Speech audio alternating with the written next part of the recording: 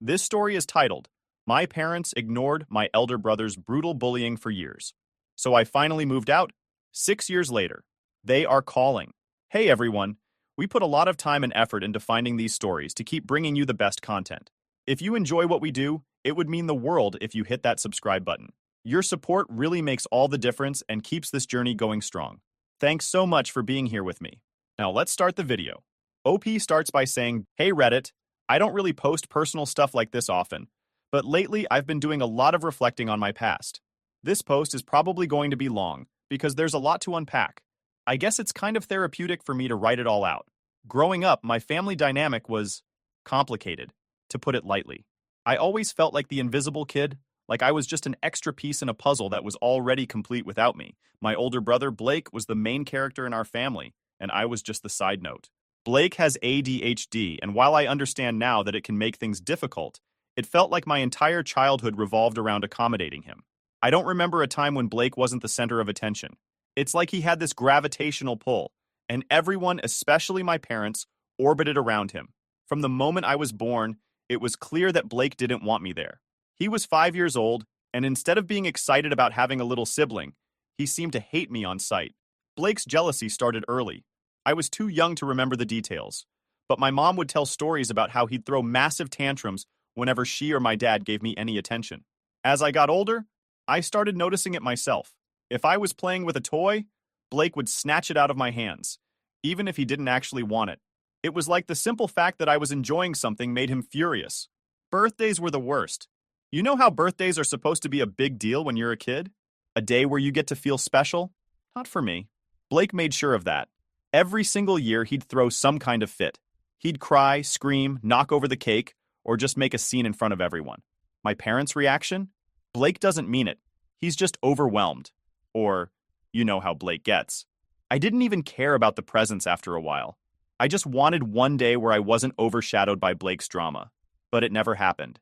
Even when I was older and tried to advocate for myself, it was like my parents didn't hear me. Blake always came first. When I was little, I tried to brush off Blake's behavior because, well, I didn't know any better. But as I grew older, it became clear that he wasn't just difficult, he was a bully. He'd push me, shove me, or knock things out of my hands for no reason other than to assert his dominance. He bit me a few times too. And while I know that sounds ridiculous now, it was genuinely terrifying as a kid. My parents would say, "Oh, he's just being a big brother." Or, "You'll understand when you're older." Spoiler alert, I don't understand, and I never will. The worst part wasn't even Blake's bullying. It was the fact that my parents let him get away with it. Every time I told them how much it hurt, they'd just shrug it off. Blake's special. You need to be patient with him. Patience. That word makes my skin crawl now, because it was always directed at me, not at him. Why wasn't he the one who needed to learn patience? Why wasn't he taught to control himself? I think what hurt the most was that they made me feel like my feelings didn't matter. If I cried after Blake hit me or screamed at me, they'd comfort him, not me. He didn't mean it, they'd say, over and over. It's like they thought I was the problem for not being more understanding. I remember sitting in my room sometimes, crying and wondering if I was being dramatic. Maybe I was too sensitive. Maybe I was the one in the wrong. But deep down, I knew it wasn't fair. Blake's behavior wasn't just limited to me, though. He struggled socially, too. He never had many friends, and my parents would try to set up playdates for him. Those were disasters. He'd act out, make the other kids uncomfortable, and then they wouldn't want to come back. My parents always seemed more embarrassed for him than concerned about how his actions affected others. Meanwhile, I learned early on to keep my head down and avoid rocking the boat. I became the good kid because I didn't want to add to their stress. But being the good kid didn't mean I got rewarded. It just meant I was ignored. I longed for a normal sibling relationship, the kind you see in movies where brothers or sisters look out for each other. I wanted a protector, not a tormentor. Instead, I got Blake, who seemed to delight in making my life miserable. One of the most vivid memories I have is from when I was about 13. I begged my parents to take me on a trip to Disneyland, just the three of us. For once, I wanted something special that didn't involve Blake. After days of pleading, they finally agreed. The plan was to leave Blake with our grandparents for 3 days and have some one-on-one time with me. I was so excited, I couldn't sleep the night before. But when Blake found out about the trip, he lost it. He screamed, cried, and even threw things around the house. He got in my face, yelling that he'd kill me if I tried to steal our parents from him. I'll admit, I was scared. I didn't know what he was capable of. My parents, instead of standing up for me, begged me to let him come along. It's the only way to calm him down, they said. I caved. I didn't want to, but the guilt-tripping worked. And just like I feared, the trip was a disaster. Blake refused to ride any of the rides and spent the entire time clinging to my mom. He complained about the crowds, cried about the noise, and ruined what should have been a magical experience for me. I'll never forget how crushed I felt that day. It was supposed to be my moment, and instead, it became another chapter in the Blake Show. By the time I was a teenager, I started realizing just how much my family dynamic had shaped who I was, and not in a good way. It's like every year that passed, I could feel the resentment building. Blake was Blake, and nothing was ever going to change that. But my parents? They were the ones who had the power to make things better, to set boundaries, to protect me. Instead, they just let everything slide. I started to think about what life might look like if I could just get away. It wasn't a sudden realization, but more of a slow burn. Little moments kept adding up. Like the time Blake smashed one of my school projects because I was getting too much praise for it, and my mom didn't even bother to reprimand him. Or when my dad lectured me about being more understanding after Blake shoved me into a wall because I wouldn't give him the TV remote. I spent a lot of time in my room, thinking about how unfair it all felt. My parents weren't bad people. They were just completely blind to what they were doing. They thought they were helping Blake by letting him act however he wanted, but all they were doing was enabling him. And while they were so focused on him, I was falling through the cracks. I knew I had to leave eventually. It wasn't even a choice anymore. It was a necessity. I started thinking about college as my way out. Not just any college, though. I wasn't going to stick around in our small town, where my parents could guilt-trip me into coming back home every weekend. I needed to get far away, where I could finally start living for myself. I didn't want to be the person who spent their whole life cleaning up after someone else's messes. When I was 17, I started applying to schools, focusing on ones that were as far away as possible. I'd stay up late researching campuses, trying to imagine what it would feel like to have my own space, my own life. It was like planning an escape route, and I put everything I had into it. Of course, my parents weren't happy when they found out. I still remember the night I told them. We were sitting at the dinner table, and I casually mentioned that I had applied to a university on the other side of the country. My mom froze mid-bite, and my dad put down his fork like I'd just told them I was moving to Mars. "Why would you want to go so far away?" my mom asked, her voice already starting to rise. "You have great schools right here. What's wrong with staying close to home?" I tried to keep my cool. "I just want to experience something different. I think it would be good for me." That's when my dad jumped in. "Blake needs you here. You know how hard things are for him. You can't just leave him like that." That comment hit me like a punch to the gut. Blake needs me? What about what I needed? I looked at them both, trying to find the right words to explain how much I was suffocating in that house. But I knew they wouldn't understand. They never did. "I'm not responsible for Blake," I said, as calmly as I could. "I need to live my own life." That's when the conversation took a turn I'll never forget. My dad, clearly frustrated, blurted out something I don't think he even meant to say. "We had you so that Blake would always have someone to take care of him." I stared at him, my stomach dropping like a rock. My mom immediately jumped in, trying to backtrack. "He doesn't mean it like that," she said, her voice shaking. "Of course we love you. You're just part of the family plan." Part of the family plan? I don't know if they realized how much damage those words did, but in that moment, everything clicked for me. My whole life, I'd felt like I was second place to Blake. Now I knew why. I wasn't just second place, I was a backup plan. I didn't say much after that. What could I say? The idea that my parents didn't see me as my own person, but as an extension of Blake's care, was too much to process. I excused myself from the table and went upstairs, closing the door behind me. That night, I made a promise to myself. No matter what it took, I was going to leave. I wasn't going to let my parents' expectations trap me in a life I didn't want. I didn't care if they called me selfish or ungrateful or whatever else they wanted to throw at me. For once, I was going to put myself first. The next few months were a whirlwind. I threw myself into my schoolwork, determined to get the grades I needed for a scholarship. I started saving every penny I could from my part-time job, even though it wasn't much. And when acceptance letters started coming in, I didn't tell my parents right away. I wanted to have a plan in place before I broke the news. When I finally told them that I'd been accepted to a university across the country, they didn't take it well. My mom cried. My dad tried to guilt-trip me, saying I was abandoning the family. They even threatened to cut me off financially, which was laughable considering they hadn't saved much for my college fund to begin with. But I didn't care. I had already talked to my grandparents, who were the only ones who truly supported me.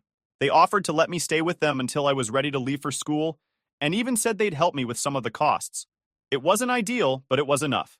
The day I packed my bags and left for my grandparents' house was the first time I felt like I could breathe. My parents tried one last time to convince me to stay, but I didn't look back. I knew I was doing the right thing. That summer, I worked harder than I ever had before, saving up as much money as I could and preparing for the next chapter of my life. I was scared, sure, but I was also excited. For the first time, I felt like I had a future that was truly mine. Looking back now, I realized that leaving wasn't just about escaping Blake or my parents' expectations. It was about finding myself, about proving to myself that I was more than just an afterthought in someone else's story. And even though the road ahead was going to be tough, I knew I was ready for it. When I finally left for college, it felt like stepping into another world. For the first time, I could breathe without constantly looking over my shoulder for Blake or worrying about what my parents wanted. I won't lie and say it was easy. Those first few months were tough, but it was the freedom I had been craving my entire life. The hardest part was figuring out how to make ends meet. My parents followed through on their threat to cut me off financially. Not that they had much to offer anyway, but it still stung knowing they were serious about it. It wasn't just about the money, it was about how little they valued me as a person. I didn't hear from them after I left, not even a single call or text to see if I was okay. They made it clear that if I wasn't willing to play the role they had planned for me, I wasn't worth their time. Thankfully, my grandparents had my back. They let me stay with them for the summer before I left for school and even helped cover some of the costs to get me started. My grandpa gave me this long speech about how I should never feel guilty for leaving and how proud he was of me for wanting to chase my dreams. It was the kind of support I'd never gotten from my parents, and I think it's the only reason I didn't completely fall apart. When I got to campus, I realized just how unprepared I was for the real world. Most of the kids around me seemed to have it all figured out. They had supportive families, money to spend, and no clue what it was like to go it alone. Meanwhile, I was juggling part-time jobs, student loans, and the overwhelming feeling that I didn't belong. I worked as a server at a diner near campus, pulling late shifts to make rent and afford textbooks. There were nights I'd come home so tired I could barely stand, but I knew I didn't have a choice. I had to make it work because there was no safety net waiting for me if I failed. Despite all the stress, I loved being on my own. No one was breathing down my neck, telling me to be patient with Blake, or guilting me into doing something I didn't want to do. For the first time in my life, I was in control. It wasn't just about financial independence, though. Emotionally, I was finally starting to unpack everything I'd been through growing up. I didn't realize how much damage my family dynamic had done until I was away from it. In high school, I was always so focused on surviving day-to-day life that I never had the time to process how I really felt. But in college, there were nights I'd lie awake in my tiny dorm room, replaying memories in my head and trying to make sense of it all. One thing that stuck with me was how little my parents had tried to support me once I left. I wasn't expecting them to beg me to come back or anything, but the complete silence was deafening. I used to think that deep down, they cared about me in their own way. But after months of not hearing a word from them, I started to question if that was true. Did they ever care about me? Or was I really just an accessory to Blake's life, like my dad had said? Meanwhile, I started to hear bits and pieces about what was going on back home from my grandparents. Blake wasn't handling my absence well. Without me there to absorb his anger, he started acting out in new ways. My grandparents told me he had started bullying neighborhood kids, throwing tantrums over the smallest things, and generally making life miserable for everyone around him. Part of me felt guilty, like maybe I'd made things worse by leaving, but another part of me felt relieved. For once, it wasn't my problem to deal with. Despite everything, I started to thrive in my new environment. I made a few close friends, people who didn't know about my past, and just liked me for who I was. It was refreshing to be around people who didn't treat me like I was invisible, or expect me to constantly put someone else's needs ahead of my own. Slowly but surely, I started to feel like I was becoming my own person. Academically, I worked my ass off. I wasn't the smartest person in the room, but I was determined to prove to myself that I could succeed on my own terms. Every A I earned felt like a middle finger to my parents, like I was showing them I didn't need their approval or support to make something of myself. I didn't just want to survive, I wanted to thrive. By the time I graduated, I had a degree, a job lined up, and a sense of accomplishment I'd never felt before. My grandparents were there at my graduation, cheering me on from the stands. My parents? Not a word. I didn't expect them to show up, but it still hurt. It was another reminder of how little I meant to them outside of my role in Blake's life. After graduation, I moved to a new city and started my first real job. It wasn't glamorous, but it paid well. And for the first time, I didn't have to worry about money every second of the day. I was finally able to start paying off my student loans and, more importantly, begin repaying my grandparents for the financial help they'd given me over the years. They never asked for a dime back, but it mattered to me to show them how much I appreciated everything they'd done. Meanwhile, I kept hearing updates about Blake from my grandparents. His behavior was getting worse, and my parents were struggling to manage him. He had started targeting the neighborhood kids, throwing water on them and yelling at them to stay off his street. Eventually, one of the parents had enough and called the police. Blake was arrested for harassing children, and my parents had to bail him out. Hearing about it didn't surprise me, but it did make me sad. Blake was still the same person he'd always been, and my parents were still enabling him. Through all of this, my parents never reached out to me. Not even once. It's like they had written me off completely. And honestly, I was okay with that. I didn't need them in my life anymore. I had spent so much of my childhood trying to earn their love and approval, and I was done. I was finally living for myself, and it felt amazing. Of course, that silence wouldn't last forever. One day, out of the blue, my phone rang, and I saw my dad's number on the screen. After 6 years of nothing, they were reaching out. I didn't know what to expect, but I had a feeling it wasn't going to be good. At first, I thought it might have been an accidental call, but something in me couldn't let it go. I stared at my phone for a few seconds, debating whether to answer. Against my better judgment, I picked up. Hello? My voice was cautious, almost shaky. Hey, it's Dad. His voice sounded older, more tired. How are you doing? It took me a second to respond. I mean, how do you even answer a question like that from someone who hasn't spoken to you in years? I'm fine, I said, my tone neutral. What's going on? He hesitated. That's when I knew something was up. My dad wasn't the type to beat around the bush unless there was bad news involved. Your mom and we've been talking and we think it's time we put everything behind us. We miss you and we want to make things right. I didn't say anything at first. My brain was working overtime, trying to figure out what angle they were playing. Why now? Why after 6 years of nothing? I wasn't buying the whole "we miss you" act. That's nice, I said, keeping my tone flat. But what do you really want? He sighed, like he was disappointed I didn't fall for his script. Look, we've had a hard time lately. Blake's gotten into some trouble. There it was. I knew it wasn't about missing me or wanting to reconnect. It was about Blake, just like everything else in my life had been. What kind of trouble? I asked, already dreading the answer. He hesitated again before launching into the story. Apparently, Blake's antics had escalated to the point where the neighbors were fed up. He'd been harassing kids in the area, throwing water at them, and yelling at them to stay off the street. Eventually, the parents got involved, and one of them called the police. Blake was arrested, and now he had a court date coming up. Okay, I said slowly. And why are you telling me this? We need your help, he said bluntly. Your mom and I are at our wits' end. We're trying to get Blake into therapy, but we're struggling with the costs. And with this legal case hanging over his head, we're going to need a lawyer. We thought, well, you're doing well now, aren't you? Maybe you could pitch in. I couldn't believe what I was hearing. 6 years of silence, and now they were asking me for money? Not even for themselves, but for Blake, the same person who made my childhood a living hell? Are you serious? I asked, my voice shaking with anger. Come on, he said. You know how hard it's been for us, trying to take care of him. You're his sister. Don't you think it's time to step up and help the family? I snapped. All the anger, all the resentment I'd bottled up for years came flooding out. Help the family? You mean the same family that abandoned me the second I decided to live my own life? The same family that let Blake torment me for years without lifting a finger? Are you actually asking me to help the person who made my life miserable? My dad tried to interrupt, but I wasn't done. You didn't care about me when I needed you. You didn't call me once in 6 years, and now you want me to swoop in and fix everything? Number, absolutely not. There was silence on the other end of the line. Then my dad said, We're sorry, okay? We know we messed up, but Blake is struggling, and we don't know what to do. Can't you find it in your heart to forgive us and help out? I laughed bitterly. You think this is about forgiveness? You think an apology is enough to erase years of neglect and abuse? You don't get to apologize and expect me to save the day. I'm not Blake's caretaker, and I never will be.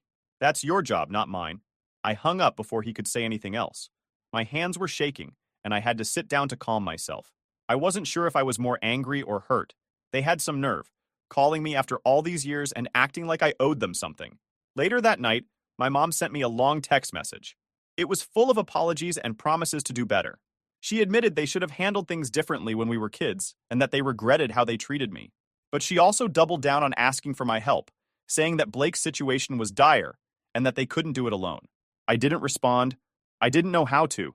Part of me wanted to tell them to go to hell, but another part of me felt guilty, even though I knew I shouldn't. No matter how much I tried to convince myself that I didn't care about them anymore, a small part of me still did. I spent the next few days trying to sort through my feelings. Was I being too harsh? Should I give them another chance? Or was this just another manipulation tactic to drag me back into the chaos I'd worked so hard to escape? But every time I started to doubt myself, I thought back to the years I spent begging for their support, only to be dismissed. It wasn't just about Blake's bullying. It was the constant message that my feelings didn't matter, that I was secondary in my own family. I wasn't ready to forgive them, not when they only reached out because they needed something. That week, I had a long conversation with my grandparents. They had always been my safe haven, and I needed their perspective. I told them everything, how my parents had called, how they wanted financial help for Blake, and how angry I felt about the whole thing. My grandpa listened quietly, nodding as I vented. When I finally stopped to catch my breath, he said something that stuck with me. "You don't owe them anything," he said firmly. "They made their choices and now they're dealing with the consequences. It's not your job to clean up their mess." Hearing that from him was like a weight lifting off my chest. For years, I had carried this unspoken expectation that I was somehow responsible for my family's happiness. But the truth was, I had done everything I could. I had spent my entire childhood accommodating Blake, sacrificing my own needs to keep the peace. I had given enough. Even so, I couldn't completely ignore what my parents were going through. Over the next few weeks, I kept tabs on the situation through my grandparents. They told me that Blake's court date was coming up and that my parents were scrambling to figure out how to handle it. Apparently, they had met with a lawyer who told them Blake might avoid jail time if he agreed to court-mandated therapy.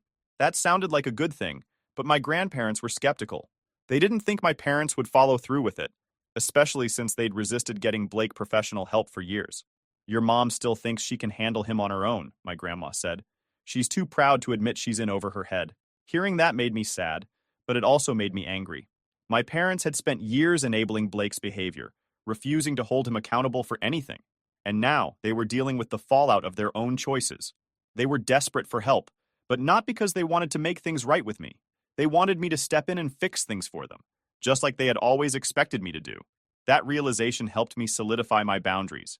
If my parents truly wanted to repair our relationship, they needed to prove it wasn't just about Blake. They needed to acknowledge the years of neglect and pain they caused me and make an effort to change. I wasn't going to be their backup plan anymore. A few weeks later, my grandparents told me that Blake's court date had come and gone. The judge had ordered him to attend therapy and issued a restraining order that required him to stay away from the neighborhood kids he had been harassing. My grandparents seemed cautiously optimistic, but I wasn't holding my breath. Therapy could help, sure, but only if my parents actually supported the process. Given their track record, I wasn't convinced they'd follow through. Meanwhile, my parents hadn't tried to contact me again, at least not directly. My grandma mentioned that my mom had been venting about me during one of their conversations. According to her, my mom was frustrated that I hadn't responded to her messages and felt like I was punishing them by staying distant. When my grandma told me that, I just shook my head. It wasn't about punishment. It was about protecting myself from more hurt. Still, I couldn't shake the feeling that this wasn't over. My parents were too stubborn to let things go, especially when it came to Blake. And sure enough, a few days later, I got a message from a number I didn't recognize. It was my dad, using a new phone to reach out. The message was short and to the point. Period. "We're sorry if we upset you. We just want to talk. Please give us a chance." I stared at the message for a long time, debating whether to reply. On one hand, I was curious. Had they really changed? Did they genuinely want to mend things? Or was this just another attempt to rope me back into their drama? On the other hand, I didn't want to open the door for more manipulation. I'd worked so hard to build a life away from their chaos, and I wasn't sure I was ready to risk it. In the end, I decided not to respond. I wasn't ready to face them yet, and I wasn't going to let guilt dictate my choices.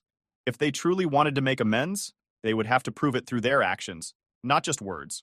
After ignoring my dad's latest attempt to reach out, I finally felt like I was beginning to close a chapter in my life that had been left open for too long. My childhood and teenage years had been defined by my family's dysfunction, but now I was in control. Still, that didn't mean the emotions disappeared overnight. There was a lot I had to process, and the journey to truly moving on was far from easy. A few weeks after my dad's text, I got an update from my grandparents about how things were going back home. Blake had started his court-mandated therapy, but not without resistance. Apparently, he had thrown a massive fit before his first session, yelling that he didn't need help and that everyone else was the problem. My grandparents said my mom had to practically drag him out of the house to get him there. Hearing about that didn't surprise me. It was classic Blake behavior, but it did make me feel a strange mix of emotions. On one hand, I was relieved he was finally being forced to confront his issues. On the other hand, I couldn't help but wonder if therapy would actually help him, or if it was too late for meaningful change. Years of enabling don't just disappear because of a court order. Meanwhile, my parents were still struggling financially. Between Blake's legal fees, the fines they had to pay, and the cost of therapy, they were barely keeping their heads above water. My grandparents mentioned that they'd had to step in a few times to help cover expenses, even though my parents hadn't asked directly. My grandparents didn't seem happy about it, but they said they couldn't stand by and watch my parents sink. I felt bad for my grandparents. They'd already done so much for me, and now they were being dragged into my parents' mess. I told them they didn't have to keep me updated if it was too stressful for them, but they insisted they wanted to. "You deserve to know what's going on," my grandma said, "even if you're not involved." Despite everything, my grandparents were still encouraging me to maintain some kind of distance. They knew how much pain my parents had caused me, and they didn't want me to get sucked back into that dynamic. "They need to learn how to stand on their own," my grandpa said, "and you need to keep living your life." I still heard updates from my grandparents every now and then. They told me that Blake's therapy sessions had been rocky, but that the therapist was optimistic about his progress. My parents, meanwhile, were still trying to repair their reputation in the neighborhood after everything that had happened with Blake and the local kids. It sounded like they had a long road ahead of them, but that was their journey to navigate, not mine. As for me, I started making plans for the future.